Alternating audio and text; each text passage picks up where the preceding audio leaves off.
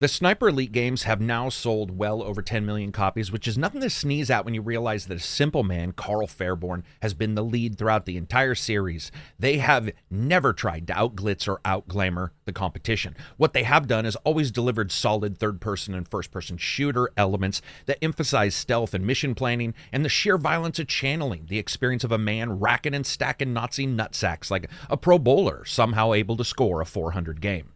Does Sniper Elite 5 continue that amazing tradition? Well, let's sit back and see if it actually did.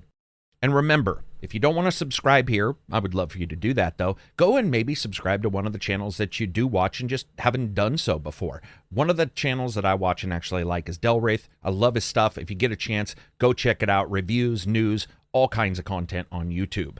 Let's do this. Presentation. 16 years.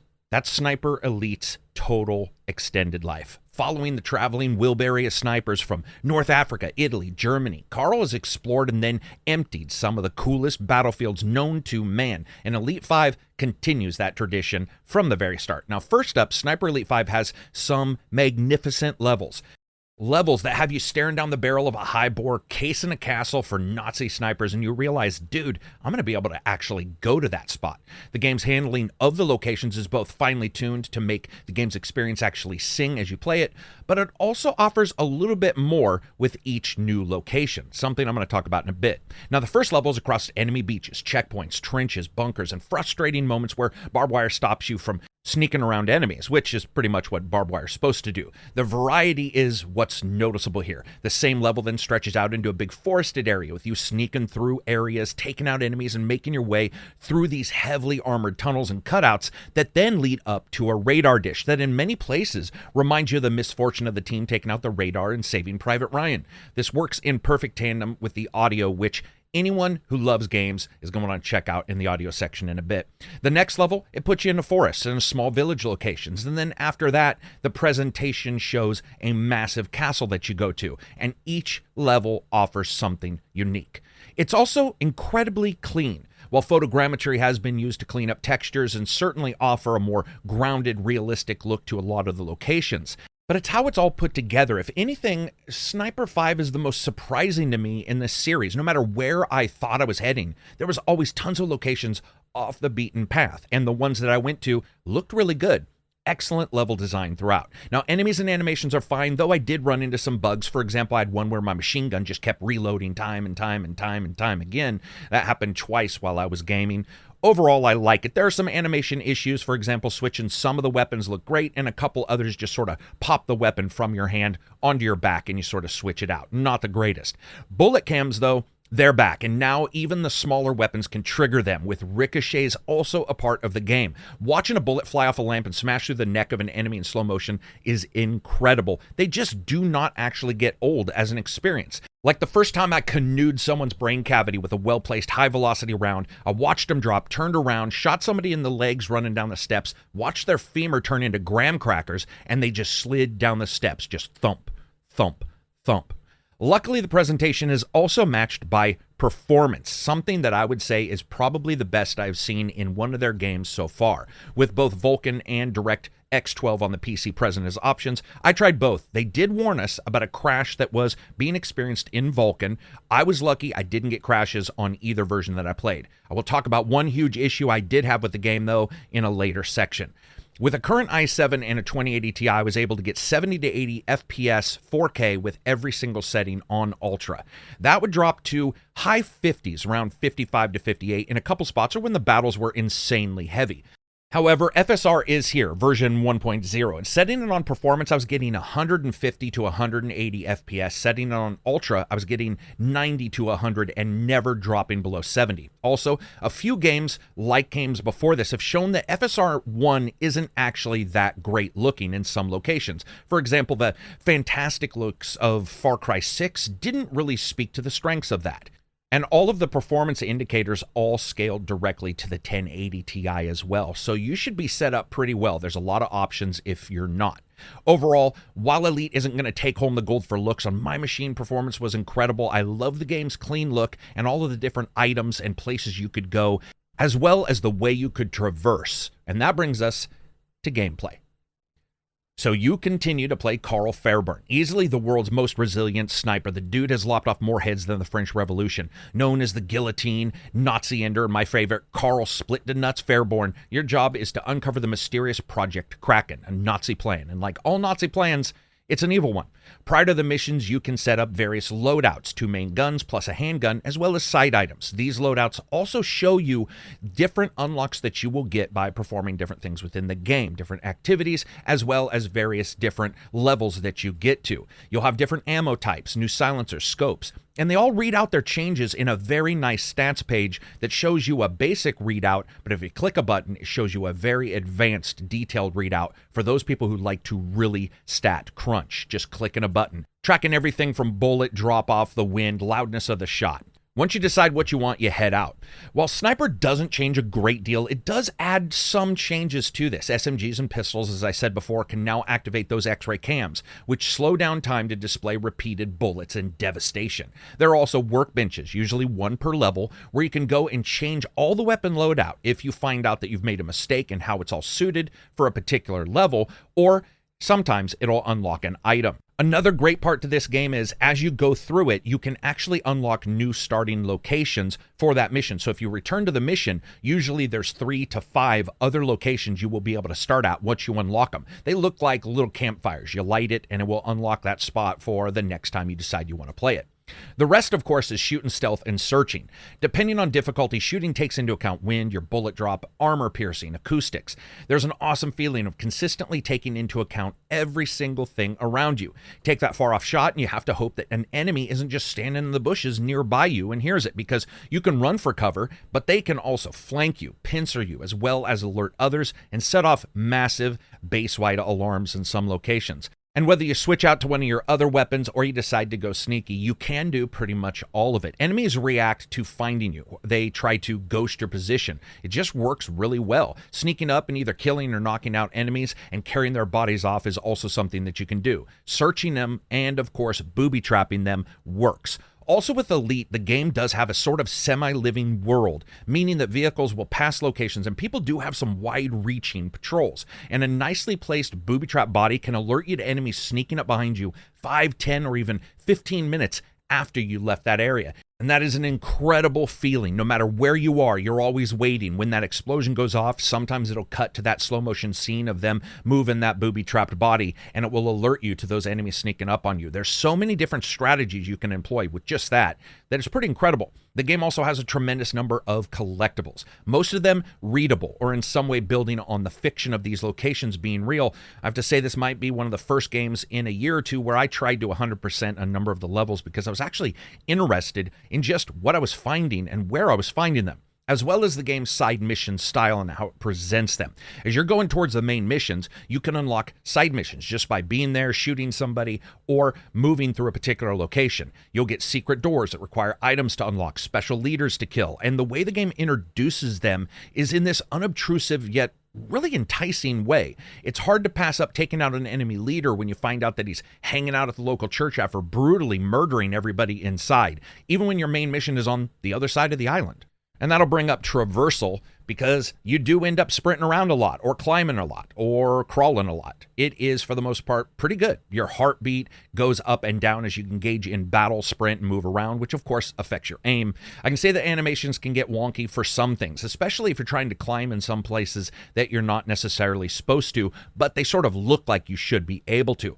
This didn't detract from the game a huge amount, but it was noticeable, especially when I was in 2-player combat. We were going through particular scenarios and you could see somebody else experiencing that same situation. Let's talk about the AI and the difficulty, because a game like this hinges on it. And this not only includes the AI and difficulty for the actual characters' calculations, but in audio, I'll talk about how a lot of this changes. First, the game has 5 set difficulties, ranging from BB gun wars with your friends in the backyard to absolutely no help at all against insanely well-trained enemies. But they also let you leap into the game's difficulty and adjust pretty much everything, turning down snipers but turning up health regen, or removing kill cams, adding them to play almost all the time, adjusting enemies' abilities to hear and see and respond to you. There is a ton to actually tune here. I spent hours going through the settings and just mixing and matching and testing. I also spent about 4 hours just testing the AI when it came to up-close battles and how they dealt with acoustics as well as what they could see. One of the things I loved is that enemies don't always react the same. Sometimes you're going to see them staring at you if you're far enough away, sort of trying to figure out what's going on. Other times a loud noise and excellent flanking allows for you to watch them trying to sneak up on a position you were just in, and they're all as you jump up behind them and shoot them down. It is very cool. They do a good job mimicking that feeling of a fog of war in up-close battles. I can actually see some people mistaking that variability as actual errors in the AI, but make no mistake, while there were a couple of errors, a lot of the time the game is actually doing a better job mimicking that fog of war than a lot of other titles.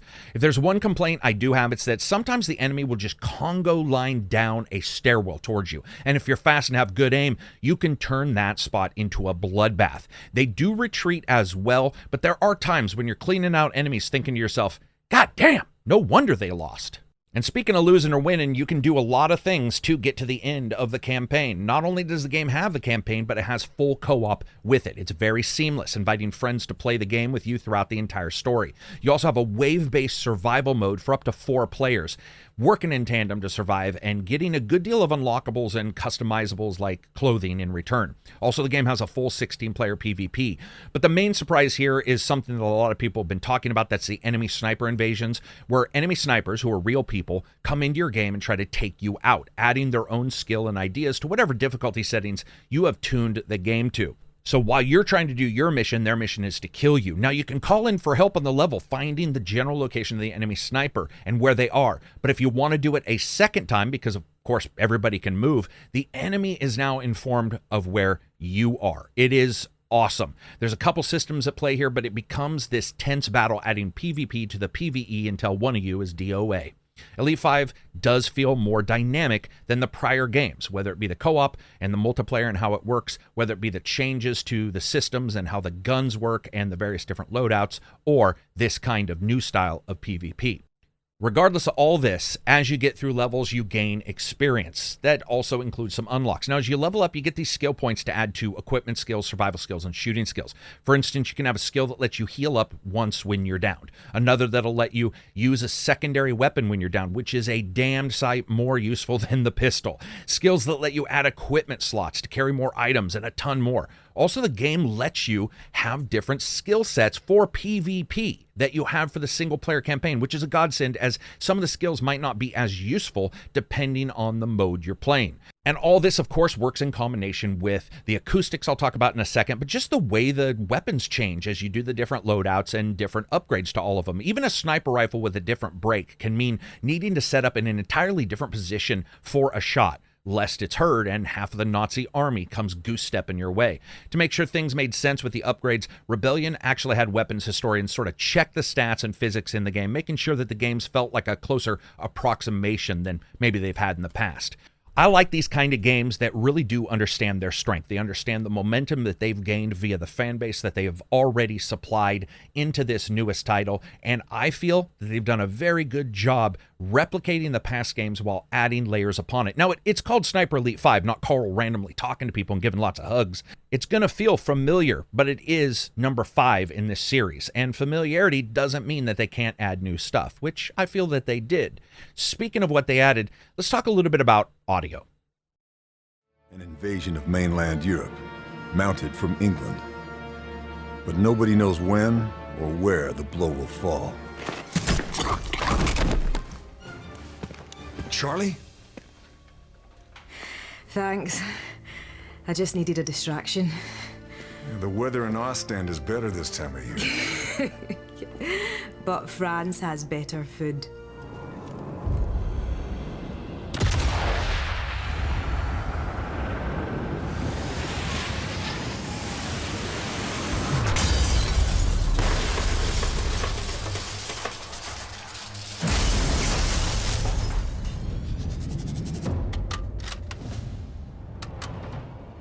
So Carl, he really is this everyday man. Sure, he's gruff and a bit on the baritone side, but unlike many main protagonists who sound like they had 4 vocal cords in the shape of giant nuts, Carl is reserved in almost all ways. He lets his bullets do the talking, and if they arrive in violent braille form, anyone out there is going to get that message. And when he's hanging out in the cutscenes, the actor does a pretty good job, actually an excellent job, sort of portraying a man on a mission, a dude not filled with the gung-ho fervor for war itself, but instead a fervent desire to take out what he sees as the evilest of enemies. It's a nice measured performance for the most part here, reflecting a professional in the most unprofessional of occupations and situations. Now, he's accompanied by a ragtag group of side characters, some coming and going, some showing up almost all the time, as well as interspersed cutscenes of the Nazis constantly standing around a table trying to figure out how one sniper is apparently whittling down an entire Nazi army like he's a two-legged knife and everybody's made of driftwood. There are times here or there where delivery is a bit stunted, especially on some of the side characters, but I actually thought this was done well. What's also done well is the audio. Sniper's not just the player killing with aiming the enemy's AI against themselves, but also the tacit requirement of understanding how sound works. You take shots, consistently watching for loud audio that you can camouflage your shots with. You consistently check to see if you're within range, but also outside the range of enemies' ears, diving into larger city locations and using that against you and for you at various different times, depending on what you're doing. 3D audio is pretty well done. I do have to say, though, that the voices carry a great deal longer than you may expect, and certainly in real life, meaning sometimes it can be really hard to parse if that Nazi discussing the terrible food is 5, 10, 60 feet in front of you. What you do notice here is another flexibility, and that's in the sound for each shot. A silencer doesn't just quiet your gun into some cat fart squeezed out at 1 decibel. Most shots sound slightly different each and every time, and that flexibility creates a battle environment that is really actually well worth diving into your audio settings to make sure that your hardware, headphones, or so forth are set up correctly. It does a good job informing the gamer. I really did like it. Music, I like this as well, but I don't know if many people will. This one's going to be give and take. It's period and place specific for the most part, so the occasional accordion drop in here in some village is not going to be out of the question. I actually dug that. I felt that in that moment, while I was the cinematic hero popping up in other locations, I liked the native feel to it. And once again, it could impact the game as well. For instance, you can turn on an old record player in the basement playing some seriously weird-ass music so that the enemies come to find out what's going on. I dug the soundtrack, but it is not something that you would listen to outside of the game, for instance. But does all this make the game fun? Sniper's a blast. I had some bugs, I had some issues. Overall, the levels, the dynamic goals, the stealth mixed with traversal, and the heightened need to make sure that each shot counted, as well as the huge number of AI settings really did help. The other mods offer incredible longevity, and the other modes do as well. It's one of the few games this year where I was consistently surprised throughout. However, and to me this is vitally important, so stick with me. Easy anti-cheat sucks. I get it that Denuvo is the heavy-hated hitter of DRM, but hear me out for a second. Easy anti-cheat just blows and sucks at the same time, somehow breaking the law of physics. Getting this game to start is usually the same 12 steps. Hit run 11 times, and then on the 12th time, it randomly runs. This was tested on 3 different computers, one of which has 0 games or anything on it other than Steam and the game. Looking up Easy Anti-Cheat's reasons for a game not launching is like trying to find the exact location of the friggin' Ark of the Covenant if it existed. A bunch, thousands of people, just guessing. It sucks. I hate it. And with consoles, of course, specific platforms, this issue is not going to pop up. But it does and can on PC. We've seen this issue replicated, by the way, every damn time Easy Anti-Cheat is used. Sometimes I've had issues, other times I haven't. That's how PCs work. But it's obvious the company is doing everything they can to squash those complaints and pretend that protection never has problems. And it does, and I think it is well worth you understanding that getting Easy Anti-Cheat to allow you to play it may actually be an issue when you want to do the multiplayer. One nice thing is you can uninstall it when you want to play single player. So as you guys know, I rate games on a buy, wait for sale, rent, or never touch it again rating system. This is based on the $60 normal version. It's $10 off if you buy it, by the way, on Steam or the Rebellion store. There's a $90 version. There's also a, I don't have any clue what the hell to do with my money version at $130, which comes with like a bomber jacket, a mug, and stickers. For the $60 price or the $50 price, I do think this game is worth it. I had some bugs, but performance for me was awesome. The feeling of the game was just super enjoyable, and I can see playing this time and time and time again, whether it's a little bit like Hitman where I choose a new starting location, or it's just to adjust the weapons and see how the entire game feels different depending on how you go about your weapon setup and jumping in there. The AI does well, though it's not perfect.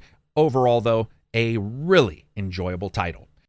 And speaking of enjoyable, I would love for you to subscribe to the channel. It's enjoyable to see you do it, and I hope that I've saved you some money or possibly warned you away from a crappy game. If I have, do that. Maybe jump to the Patreon. We have an amazing place, a Discord to play D&D, hang out with friends, stream games on Sundays or pretty much any day, talk about everything from food to music to role-playing games, movies, everything. It is an awesome place to engage in discussion. I would love to see you there. You can also check out Reddit, ACG Vids on the subreddit. And as always, you're going to see some news videos from me coming up, as well as more reviews. Make sure to watch the news videos too. I try to do a good job on those. Peace out.